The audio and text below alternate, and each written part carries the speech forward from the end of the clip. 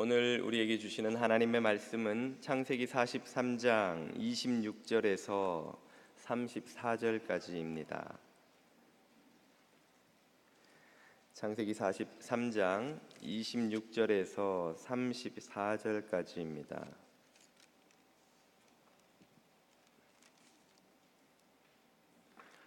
자매님과 형제님들이 한 절씩 읽겠습니다.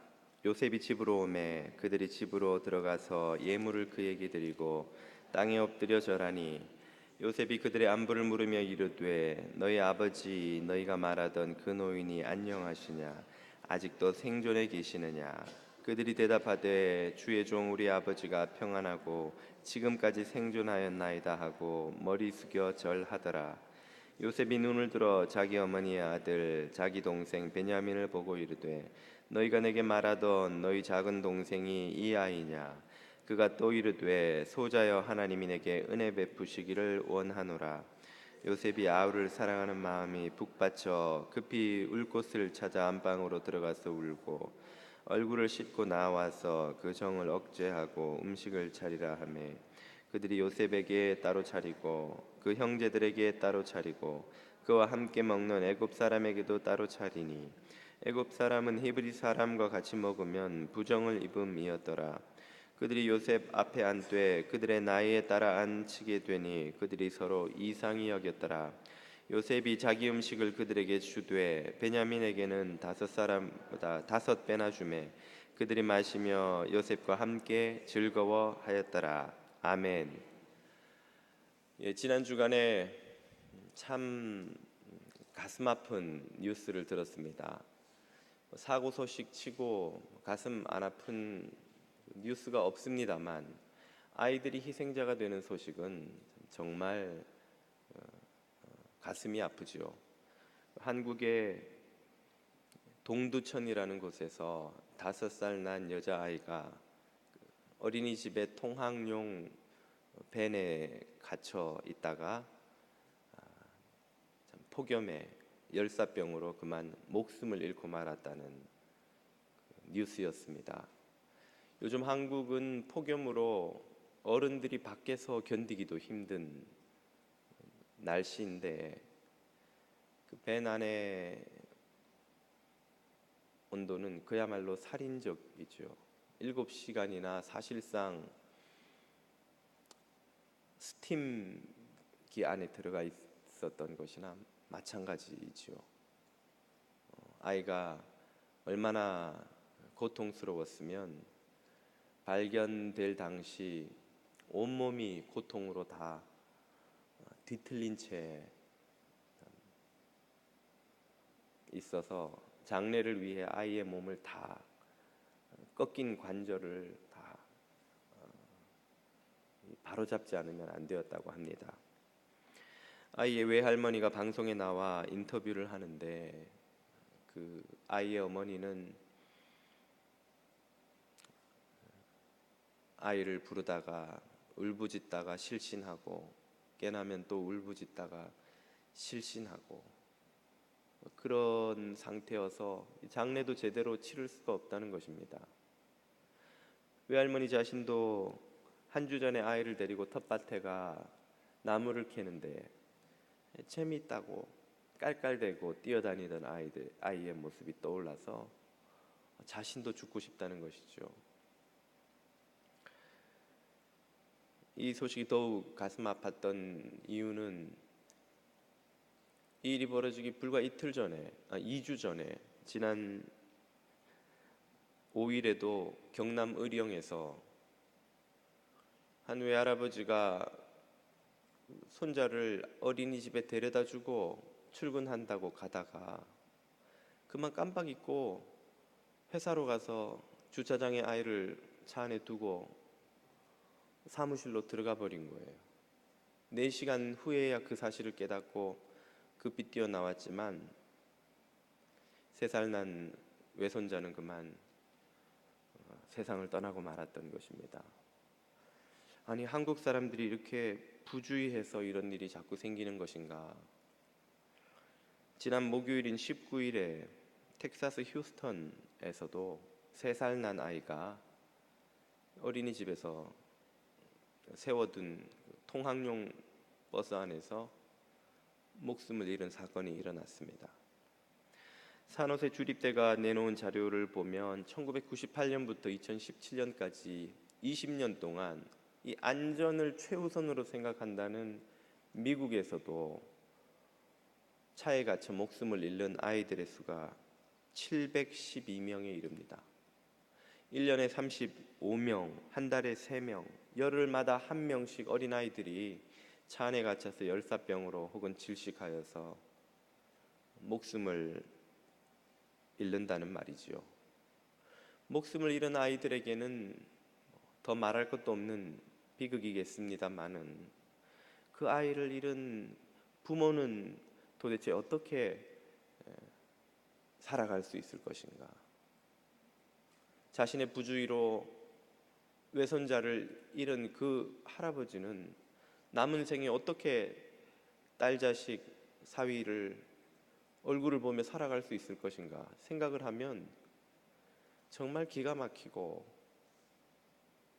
가슴 아프기를 이를 데가 없지요. 이런 일들은 우리 인간의 미련함과 부주의함과 어리석음이 빚어내는 수많은 고통의 일부에 불과하다는 생각입니다.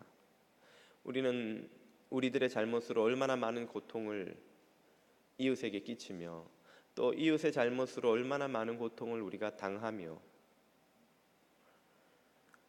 힘겨운 삶을 살아가고 있는 것인지요. 이런 고단한 삶을 피할 길이 없는 우리는 어디에서 위로를 얻으며 어디에서 소망을 발견할 수 있을까요? 우리는 오늘 본문에서 그 답을 얻고자 합니다. 계속해서 요셉의 생애를 함께 살펴보고 있는데요. 오늘 읽은 창세기 43장 후반부에서는 요셉의 형들이 드디어 요셉의 집에 초대를 받아 점심 만찬을 함께하는 장면을 묘사해 줍니다. 특별히 오늘 본문에서는 베냐민을 생각하는 요셉의 마음이 생생하게 드러나죠.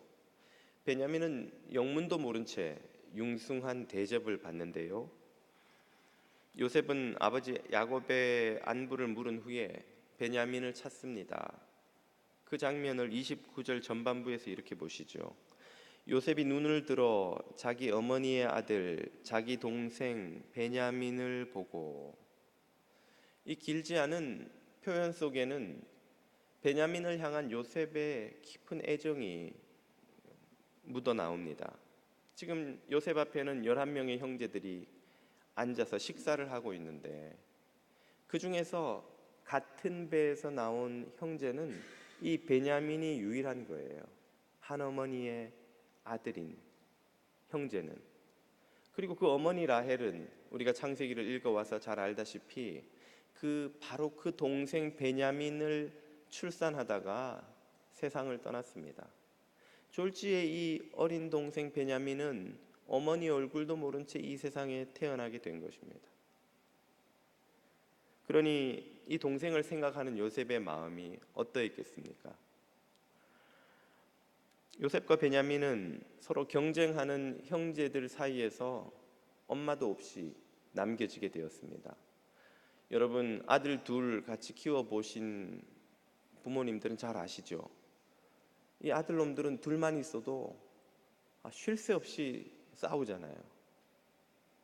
새 아들을 키우는 부모님들에게 주님의 큰 위로가 있기를 빕니다. 하물며 아들놈들이 12이 여기 지금 같이 커요. 게다가 엄마가 다 다른 내 엄마를 가진 배다른 형제 12이 있었으니 그놈들이 어떻게 컸겠어요? 얼마나 싸우고 얼마나 자기들끼리 경쟁하고 그러면 크겠냐는 것이죠. 그런데 다른 형제들은 뭐가 좀 마음에 안 들면 달려가서 고자질할 엄마가 있어요. 다 엄마에게 달려가는데 이 요셉과 베냐민은 달려갈 엄마가 없는 거예요. 베냐민은 얼굴도 모르는 엄마가 아쉬우면 형을 찾아가는 겁니다. 형 요셉은 자신도 어릴 때 잃어버린 엄마, 희미하게 기억이 남는 그 엄마가 생각나면 이 동생 베냐민하고 노는 거예요. 그렇게 두 사람이 서로에게 엄마가 되어주고 서로의 위로가 되어주고 그렇게 자란 요셉과 베냐민이었던 것입니다. 게다가 요셉이 이집트에 잡혀간 후에 많은 일들이 괴롭고 걱정되지만 가장 그의 마음을 괴롭히는 것이 형들이 베냐민을 어떻게 대하느냐 하는 것이죠. 그 형들이 자신도 얼마나 미워했으면 죽여버리려고까지 했던 형들인데 그런 형들이 이제 홀로 남은 베냐민을 도대체 어떻게 대하겠냐는 거예요. 나도 죽이려고 했던 형들인데 베냐민에게 대하는 건 오죽하겠냐는 거예요. 그걸 생각하면 밤잠이 안 오는 겁니다. 흉년이 찾아와서 모두 힘들겠지만 그래도 다른 형제들은 어머니와 형제들끼리 서로 의지하면서 그 어려움을 이겨낼 수가 있지만 베냐민은 엄마도 없어요. 형도 없어요. 아버지의 사랑을 받았겠지만 그것 때문에 더 다른 형들에게 미움과 따돌림을 당했을 걸 생각하면 베냐민 때문에 요셉은 잠들 수가 없는 거예요. 편히. 그렇게 밤이고 낮이고 보고 싶고 그리워하고 걱정하던 베냐민이 이제 눈앞에 나타난 것입니다. 그 베냐민을 보고 건네는 요셉의 인사를 들어보세요. 29절 후반부입니다. 이르되 너희가 내게 말하던 너희 작은 동생이 이 아이냐? 헤어진 지 22년 만에 10대 초반의 그 철부지의 기억만 남아있는 그 꼬마가 이제는 30대 중반의 어엿한 성인이 되어 눈앞에 나타났어요. 22년 동안 얼마나 그 베냐민이 보고 싶었고 걱정이 되었고 그리웠으면 형들에게 온갖 이야기를 해서 자신의 정체를 숨긴 채 그 베냐민을 기어이 자기 앞에까지 데려오게 만들지 않았습니까? 그 베냐민을 보고 요셉은 온 마음을 다해 축복하는 거예요. 그가 또 이르되 소자여 하나님이 너에게 은혜 베푸시기를 원하노라. 요셉이 하고 있는 이 축복은 우리가 그냥 건성건성으로 하는 그런 축복이 아닌 거예요. 온 마음이 담겨 있는 축복이에요. 옆에 있는 분들에게 축복 인사를 좀 해주십시오 하면 곁에 앉아 행복합니다. 곁에 앉아서 행복합니다. 눈도 안 보고 그냥. 그리고는 설교 시간이니까 또 앞에 봐야지. 뭐, 행복합니다. 이런 축복이 아닌 거예요. 부모가 자녀에게 하는 세상 모든 부모가 가진 자녀가 잘 되기를 바라는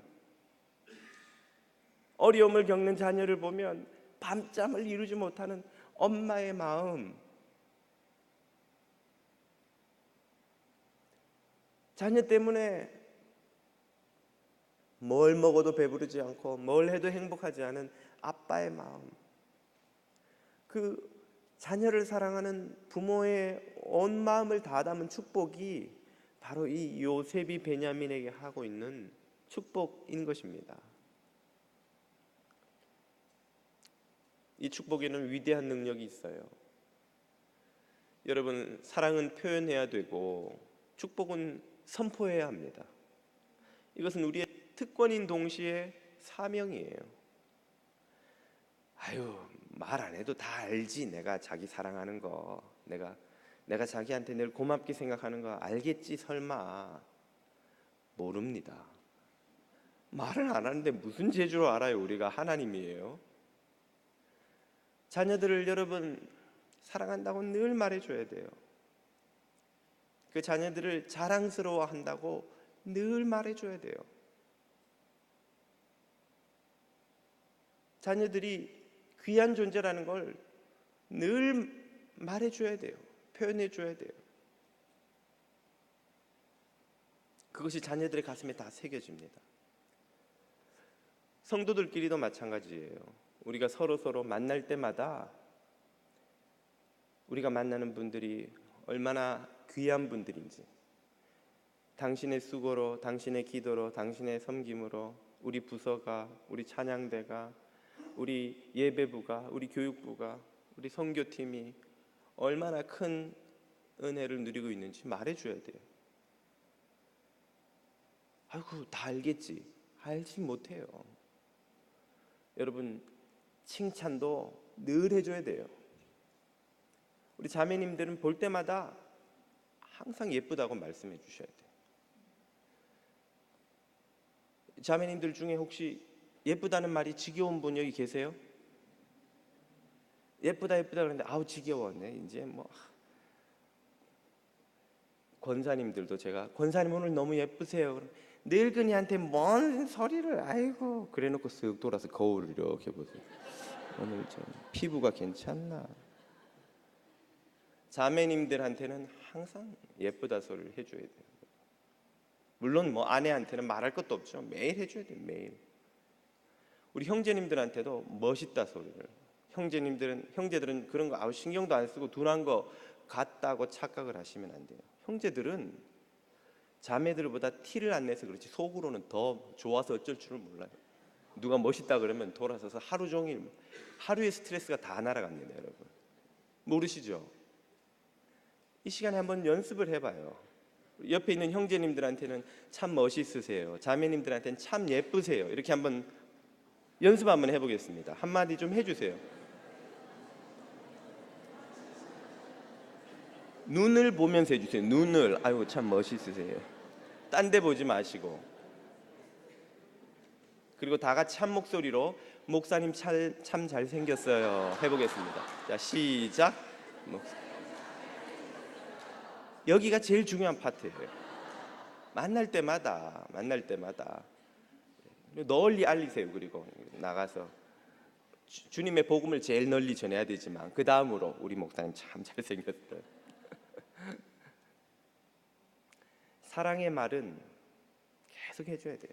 구역에 있는 식구들 만날 때마다 구역 섬김이 집사님이 우리 교회 구역 섬김이라서 도움이라서 얼마나 저는 고마운 줄 몰라요. 집사님 때문에 권사님 때문에 장로님 때문에 저는 이 구역에 나오는 게 정말 행복해요. 뒤에서만 말하지 말고 앞에서 이야기해 줘야 돼요. 앞에서. 축복의 말도 마찬가지입니다. 자녀들을 위해 기도하시죠. 자녀들이 들을 수 있게 수시로 해줘야 돼요. 저도 아침에 일어나면 저녁에 자기 전에 제가 집에 없을 때는 어쩔 수 없지만 있을 때는 꼭 제일 먼저 눈 떠서 나오는 아이를 안아서 그 자리에서 안고 축복 기도를 해줘요. 그리고 기도의 첫 마디가 무엇인고 하니 주님 이 자랑스러운 아들 평화를 우리 집에 주셔서 감사합니다. 그 아이가 얼마나 귀한지 자랑스러운 아들인지 딸인지 하나님의 큰 선물인지를 하나님 앞에 감사 기도하며 축복하며 그 아이 가슴에 또 새겨주는 거예요. 우리가 자녀에게 줄 수 있는 최고의 유산은 이 믿음과 축복이라는 것을 여러분 깨달으시기를 바랍니다. 그 아이 가슴 속에 그 진리가 새겨져야 돼요. 내가 얼마나 귀한 하나님의 창조물이고 존귀한 존재이고 사랑받는 존재인지 부모님과 자녀와 우리 교회의 이 미국 땅에 중요한 존재인지를 스스로가 깨달을 수 있도록 날마다 아침마다 저녁마다 기도로 축복해 줘야 돼요. 멀리서 공부해서 해주지도 못하는데요. 텍스트를 하세요. 여러분. 오늘 아침에도 널 위해 기도하는데 하나님이 얼마나 귀한 아들을 딸을 나에게 주셨는지 내가 감격해서 울 뻔했다. 아들아 딸아 수시로 에이 엄마 또 이런 거 보냈어. 그러면서 친구들한테 자랑해요. 아 우리 엄마 좀 스토커 같아. 이거 봐. 축복입니다. 축복. 부모의 마음으로 하는 이 축복으로 지금 요셉은 베냐민을 축복하고 있는 거예요. 소자야 하나님이 너에게 은혜 베푸시기를 원하노라. 부모의 축복과 기도는 한마디도 땅에 떨어지지 않고 이루어지는 줄 믿습니다.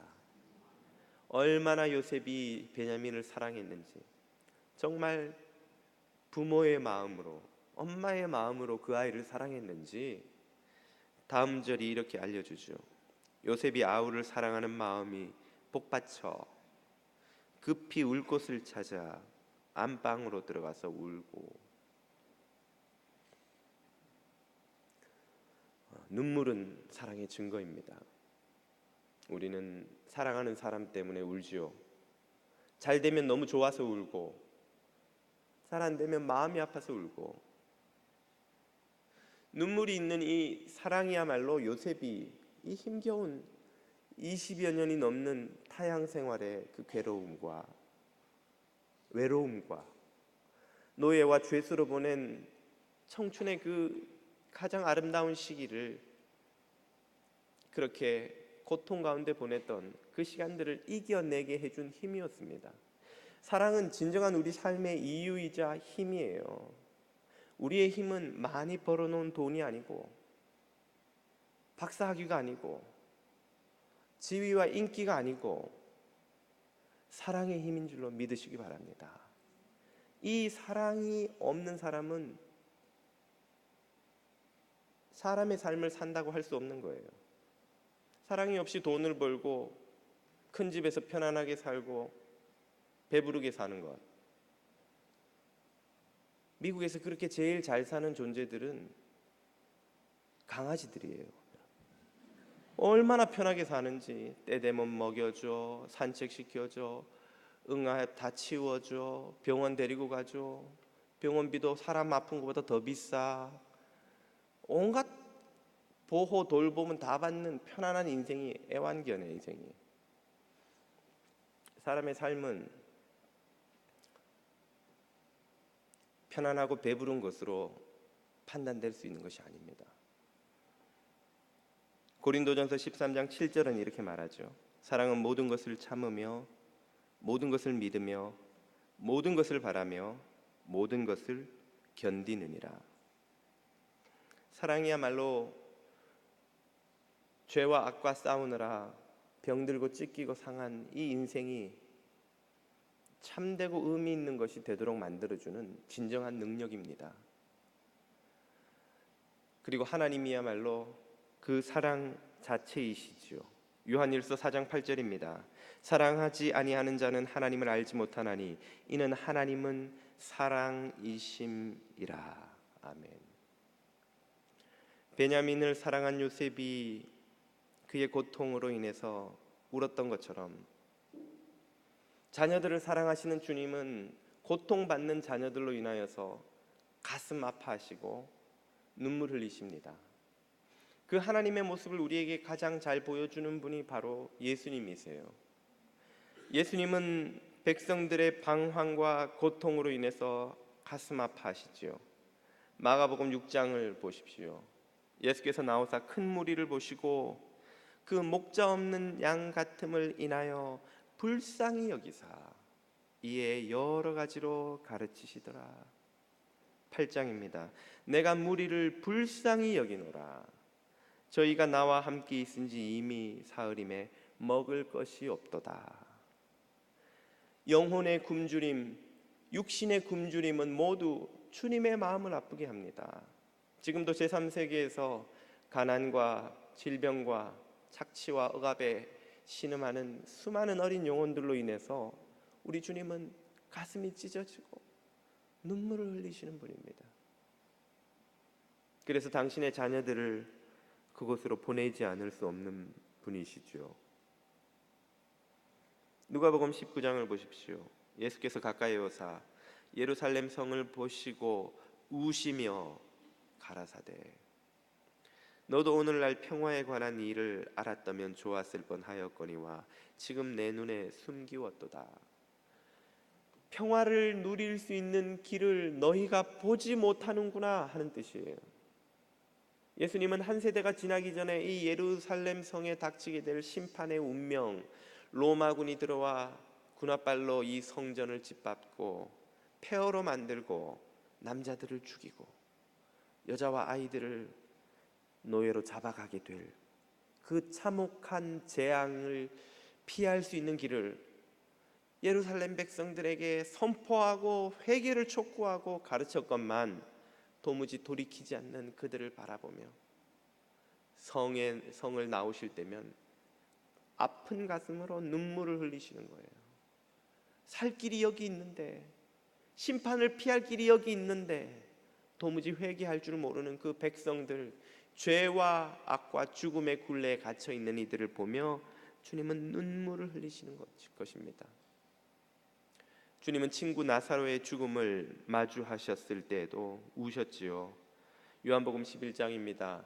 예수께서 그가 우는 것과 또 함께 온 유대인들이 우는 것을 보시고 심령에 비통히 여기시고 불쌍히 여기사 가라사대 그를 어디 두었느냐 가로되 주여 와서 보옵소서 하니 예수께서 눈물을 흘리시더라.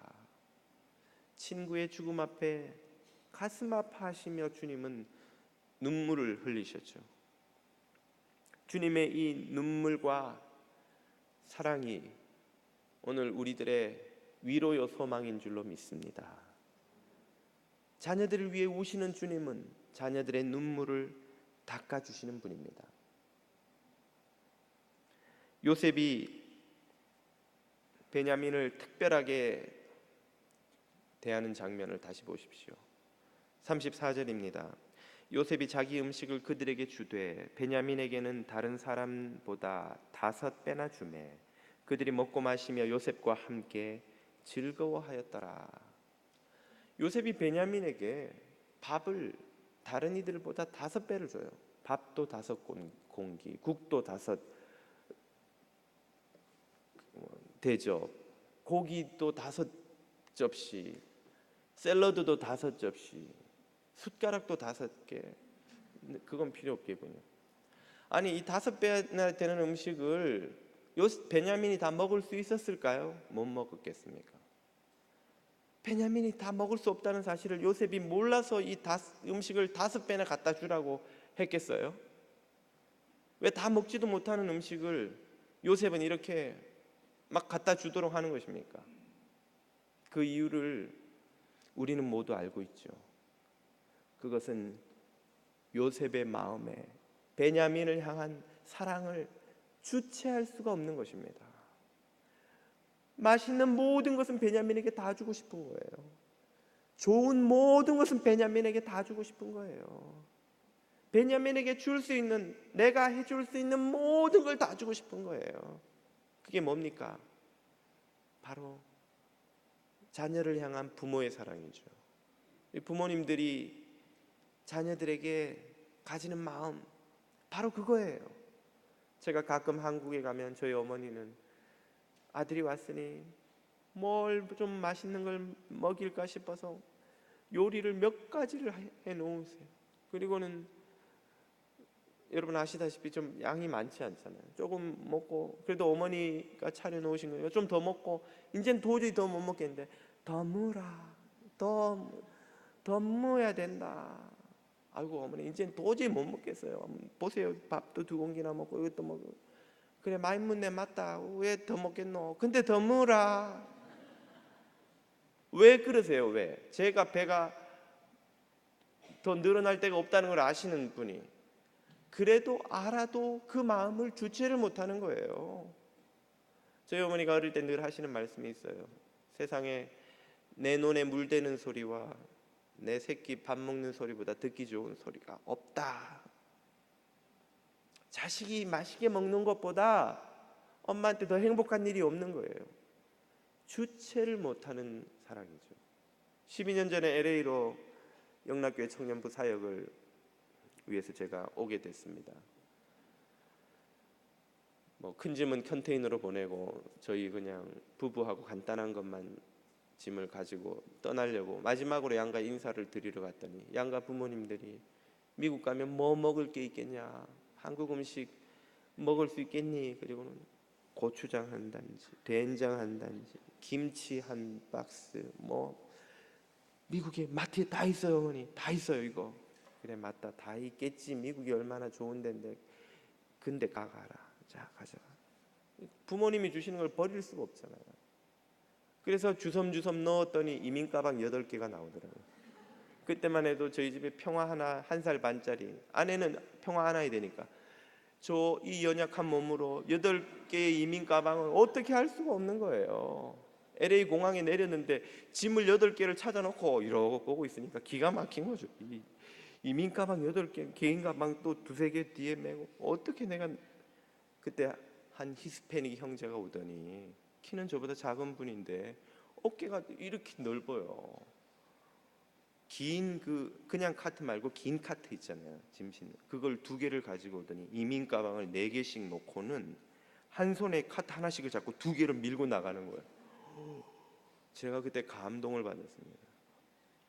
팁을 두둑이 드리고 정말 히스패닉 형제들을 존경하게 됐어요. 얼마나 힘이 센지.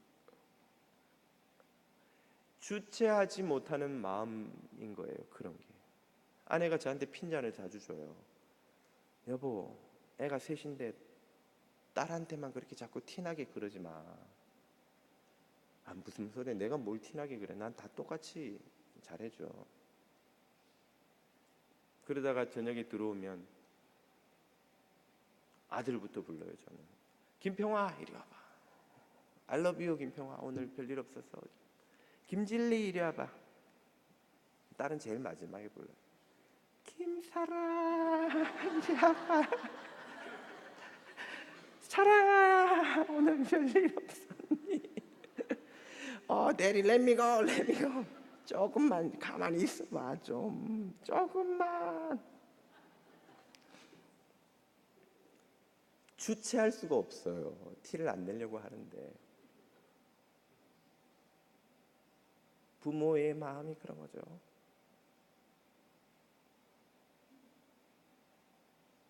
주님이 우리에게 독생하신 아들 예수님을 보내셔서 십자가를 지기까지 우리를 사랑하시는 것은 바로 이 주체할 수 없는 주님의 사랑 때문인 줄을 여러분 믿으시기 바랍니다.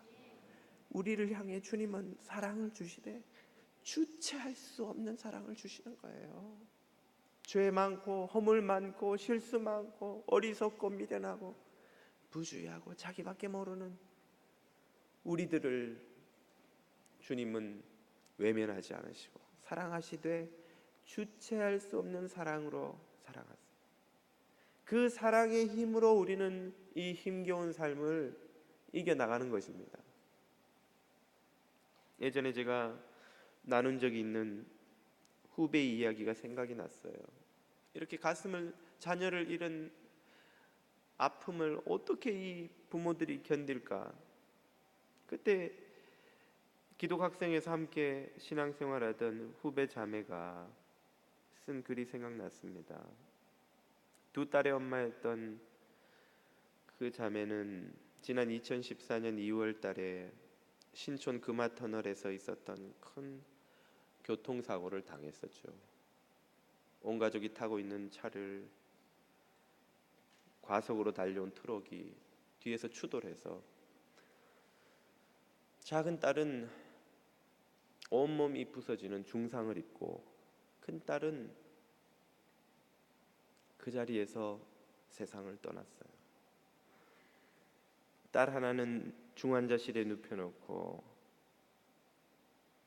다른 딸의 장례식을 치르는 그 자매의 소식을 듣고는 동문들이 다 어떻게 이 아픔을 견뎌낼 수 있을지, 정말 뭐라고 위로를 할 수 있을지 아무 위로할 말이 생각이 안 나는 거예요.